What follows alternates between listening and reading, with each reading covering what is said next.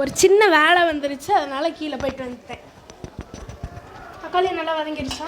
இல்லை, தக்காளி போட்டுட்டு தக்காளி நல்லா கிரேவியாக வரணும். அதுக்குள்ளே நம்ம என்னென்ன போடுறோங்கிறது சொல்லுவோம். மஞ்சத்தூள் வந்து 1/4 ஸ்பூன் மஞ்சத்தூள்,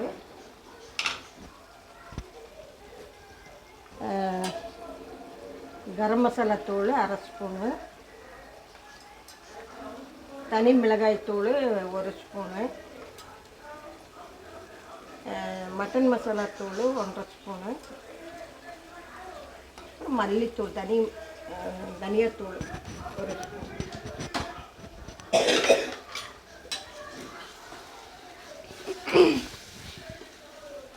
ஸ்மெல்லு தூக்குது.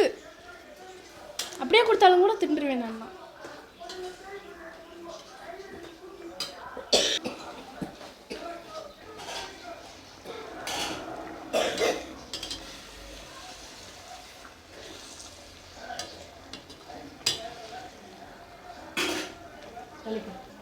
நல்லா அரிசி தளபலான்னு கொதிக்குது.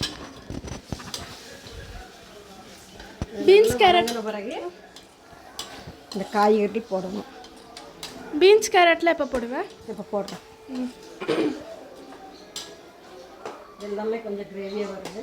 இந்த பிறகு பீன்ஸு, கேரட்டு, பட்டாணி, குடமிளகாய் எதுக்கு போடுவேன்?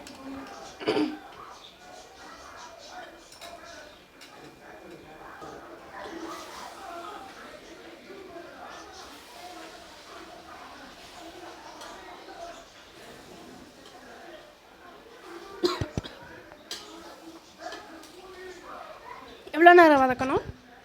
தயிர் கொஞ்சம் ஊற்றணும். எடுத்துட்டா தயிர் கொஞ்சம் ஊற்றிக்கலாம். போதுமா?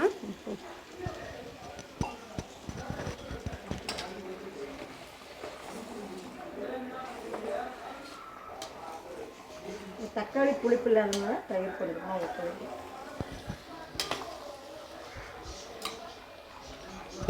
தக்காளி வந்து புளிப்பாக இல்லாதனால தயிர் கொஞ்சமாக ஊற்றினா நல்லாயிருக்கும், டேஸ்ட்டாக இருக்கும்.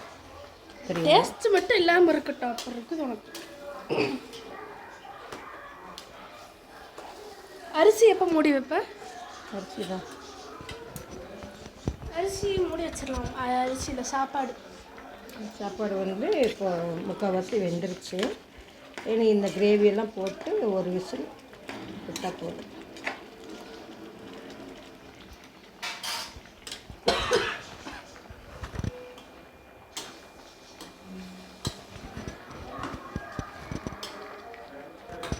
போட போறியா?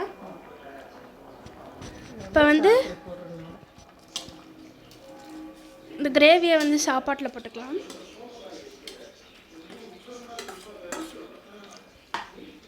சாப்பாடுனா ஹாஃப் பாயிலான அரிசி.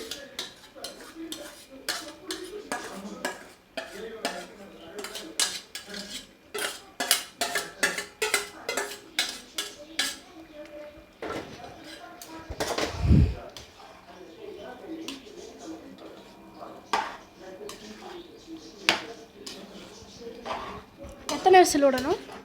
2 விசில்.